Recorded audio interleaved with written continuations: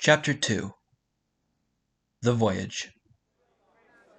Sailmark, a coastal city in Jumi, renowned for being the center of trade in the entire kingdom. The marketplace was bustling with activity, making it difficult for Robin to properly make his way through the crowds to find the docks.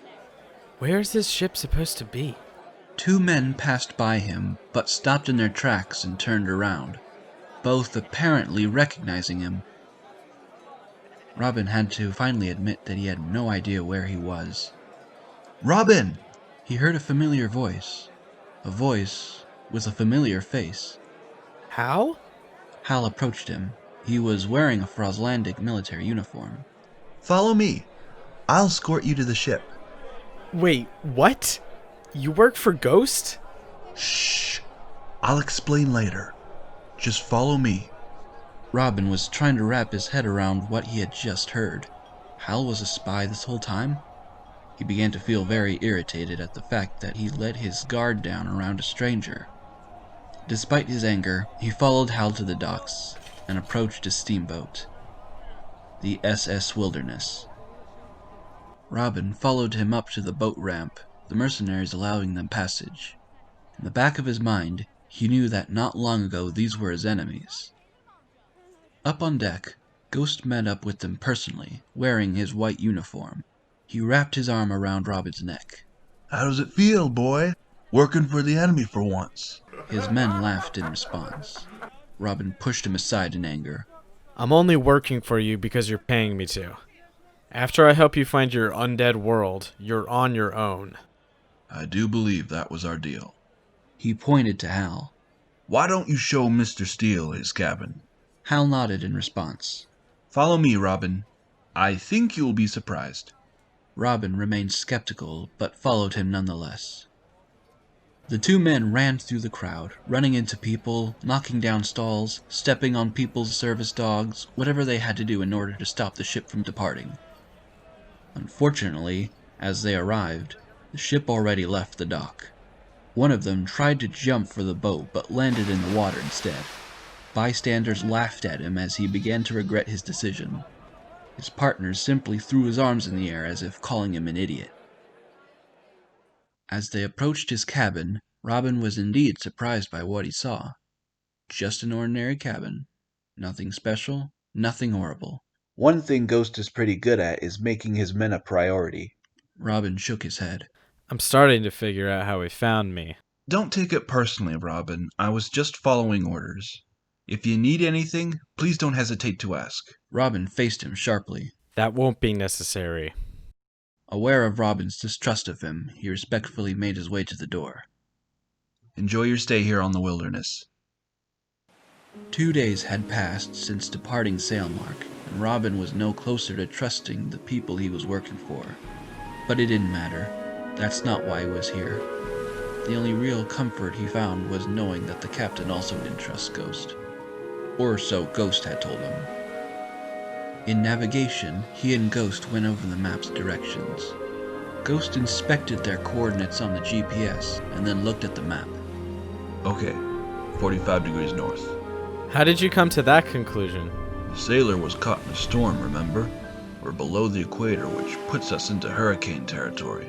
If we head for the equator and follow it, we can stay safe from the storms.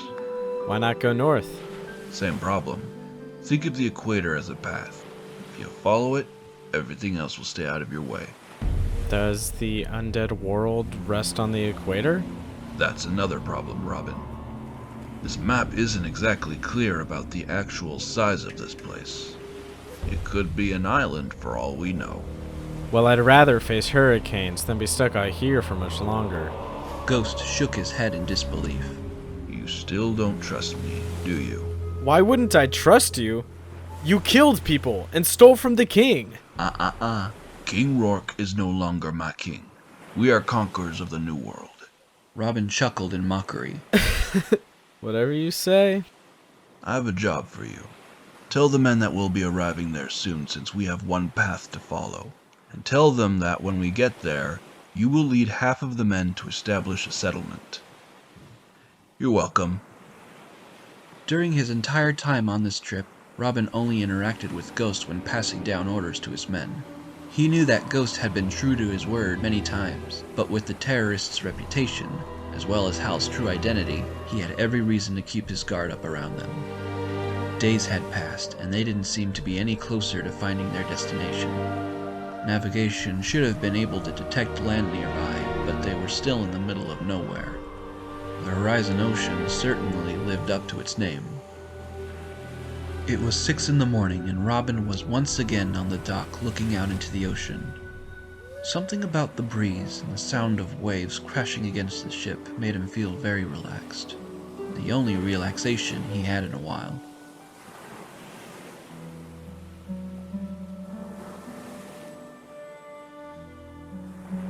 In the corner of his eye, he saw a Ghost heading for the captain's cabin, checking behind him to see if the coast was clear before heading inside. He was acting very suspicious. Letting old Unity habits take over, Robin snuck his way towards the captain's cabin. The door was closed, but an open window on the side allowed him to overhear the conversation that was going on. You can't be serious. I got a call from the Jumi division themselves. Did you think that I wouldn't find out about your little secret? I'm a law-abiding citizen, Abraham, and I draw the line here. You knew what you got yourself into when I hired you. Hired me? I don't work for you, and neither does that kid. As long as I have the money, you do as I say. Robin could feel the tension grow between them. Is that a threat? Because I can turn you in any time I want. Robin heard Ghost take a deep breath. I can't let you jeopardize my mission. And immediately heard a knife being stabbed into flesh as the captain screamed in pain. Blood splattered all over the window Robin was listening through. Taken by surprise, he figured that this was the best time to leave. Heading back to his cabin, Robin's instincts only strengthened. With the captain dead, everyone was now trapped out here. Somehow he needed to get rid of Ghost for good.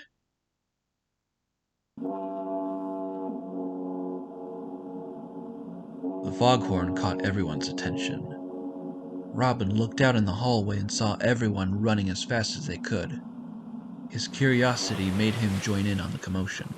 Every soul on board gathered around on deck, looking out into the ocean. They witnessed an approaching wall of thunder. Robin headed for navigation as fast as he could. Once he got there, he realized what was wrong when he saw the GPS. They were in the northern hemisphere, way off course. Their equipment had lost their signals, and the storm drew closer. Ghost stumbled into the room, panting hard. There you are. What's going on? Why are we off course? Ghost kept silent for a brief moment, not taking the question lightly. The plan's changed. I'm in command of the ship now. Although he kept his thoughts to himself, Robin knew that Ghost just confirmed his suspicions. As they entered the storm, waves began to crash against the boat, sending everyone flying. The lightning surrounding the ship only made things worse for them as it intensified the deeper into the fog they went. The waves threw the ship back and forth, causing everyone on board to grab onto the first thing they could, hoping that they wouldn't be thrown overboard. Soon the waves and the thunder began to die off, but the rain kept pouring down. Everyone returned to the deck to inspect just where exactly they were. As far as the eye could see, there was nothing but rain and fog. For 5 long minutes. But soon, the fog slowly began to part. And as it parted, everyone had found relief. At long last, they had found the undead world.